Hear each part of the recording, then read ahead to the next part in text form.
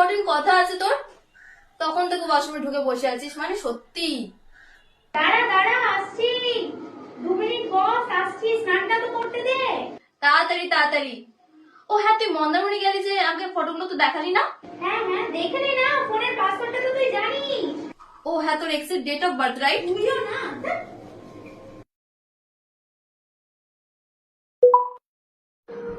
What?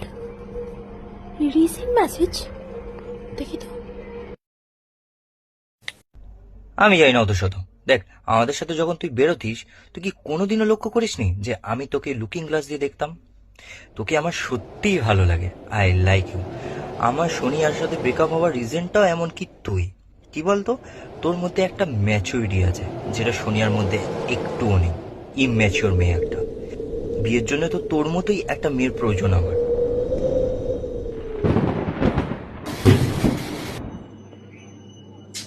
কই গেল মেয়েটা?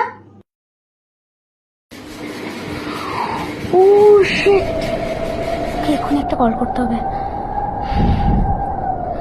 Sonia, pick up the call. Sonia, pick up the call please. কোনোদিনও ভাবতে পারিনি তুই এমন একটা কাজ করতে পারিস। তোর একবারও লজ্জা করলো না আমার সব থেকে কাছের বান্ধবী হয়ে আমারই এক্সের সাথে ডেট করতে? আসলে আমারই তোকে বিশেষ করা উচিত হয় না, তোরই কারণে আজ আমাদের ব্রেকআপ হয়েছে। আমার প্রথম থেকেই ভাবা উচিত ছিল, জানিস তো। আসলে আমারই ভুল, বুঝলি তো। কাকে বিশ্বাস করবো আমি এই দুনিয়ায়? সবটা ক্লিয়ার এখন আমার কাছে। And congrats for your future. আর প্লিজ তোর কোনোদিন ওই মুখটা আমাকে দেখাবি না। Thank you for everything. What? এটা ও করেছে?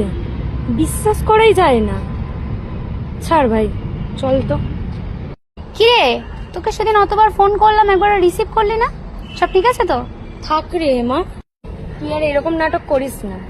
যে নিজের বেস্ট ফ্রেন্ডের সাথে চিট করতে পারে, সে 2 দিন পর আমার বয়ফ্রেন্ডকে নিয়েও টানাটানি করতে পারে, ঠিক আছে? আর তোদের মতো মেয়েদেরকে না আমার চেনাই আছে। ছি। ও আচ্ছা, ঠিক আছে রে, আসছি। কি বলতো, সবাইকে সবকিছু আর এক্সপ্লেন করতে ইচ্ছা করে না। আমি তো জানি আমি ঠিক। হোয়াট এভার, আসছি। হ্যাঁ, বলবি কি করে? মুখ আছে তোর কিছু বলার? নিজের দোষ ঢাকতে এখন অনেক কিছুই বলবি। আর কোনো প্রয়োজন নেই। অদ্ভুত, তোর কোনো এক্সপ্লেনেশন দেওয়ার কোনো প্রয়োজন পড়ছে না। তার মানে সত্যি তুই এটা করেছিলিস? দেখ, সবসময় এক্সপ্লেনেশন দিতে হবে এরকম কোনো কথা নেই।